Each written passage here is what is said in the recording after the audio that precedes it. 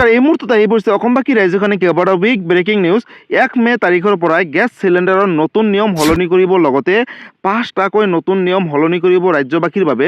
গতিকে নাজানিলে বিপদ। গতিকে ভিডিঅ'টো সম্পূৰ্ণকৈ চাওক আৰু ভালদৰে বুজি লওক। তো বলক ভিডিঅ'টো আৰম্ভ কৰোঁ। আৰু আজিৰ প্ৰথমটো খবৰ হৈছে ৰাজ্যবাসীৰ বাবে এটা ডাঙৰ খবৰ। 1 মে তাৰিখৰ পৰা গেছ চিলিণ্ডাৰৰ পৰা আৰম্ভ কৰি কেইবাটাও নতুন নিয়ম সলনি কৰিব। গতিকে কি সলনি কৰিব নিয়ম, আপডেটটো পোনপ্ৰথমতে চাই লওক। বন্ধু-বান্ধৱীসকল, 1 মে'ৰ পৰা দেশত আহিব নতুন নিয়ম। LPGৰ পৰা আৰম্ভ কৰি ক্ৰেডিট কাৰ্ডলৈকে 1 মে তাৰিখৰ পৰা কেইবাটাও নিয়ম সলনি কৰিব। নতুন নিয়মৰ বাবে আপোনাৰ পকেটৰ পৰা পাকঘৰলৈকে সকলোতে পৰিব প্ৰভাৱ, যিহেতু বহুখিনি সামগ্ৰীৰ দাম বৃদ্ধি হ'ব। 1 মে'ৰ দিনটোৰ পৰা সলনি কৰিব লাগিব আপোনাৰ বাজেটৰ পৰিকল্পনা।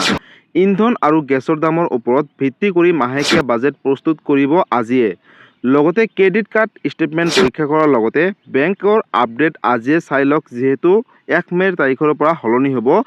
1 মে তাৰিখৰ পুৱাই ঘৰুৱা আৰু বাণিজ্যিক চিলিণ্ডাৰৰ দাম নিৰ্ধাৰণ কৰিব। চিলিণ্ডাৰৰ মূল্য হ্ৰাস হ'ব নে বৃদ্ধি হ'ব, তাক লৈ ইতিমধ্যে চৰ্চা চলি আছে সমগ্ৰ দেশতে। ক্ৰেডিট কাৰ্ডৰ ক্ষেত্ৰতো নতুন নিয়ম সলনি কৰিব কাইলৈৰ পৰা বুলি ঘোষণা কৰিছে। লগতে বহুকেইটা আগশাৰীৰ বেংকে ক্ৰেডিট কাৰ্ডৰ ৰিৱাৰ্ড পইণ্ট আৰু ইউটিলিটি বিল পে'মেণ্টৰ নিয়মত কৰিব সাল সলনি। লগতে এনে ক্ষেত্ৰত ক্ৰেডিট কাৰ্ডৰ জৰিয়তে কিছু স্থানত বিল পৰিশোধ কৰিলে অতিৰিক্ত চাৰ্জ ভৰিব লাগিব প্ৰত্যেকৰ। 1 মে তাৰিখৰ ভিতৰত বেংকিং সেৱা আৰু KYC আপডেট কৰিবলৈ RBIৰ নিৰ্দেশ জাৰি কৰিছে। KYC আপডেট নকৰা গ্ৰাহকৰ লেনদেনৰ ক্ষেত্ৰত সৃষ্টি হ'ব পাৰে বহু সমস্যাৰ। আজিৰ ভিতৰতে আপুনি কৰিব লাগিব বেংকৰ সৈতে সম্পৰ্কিত কাম।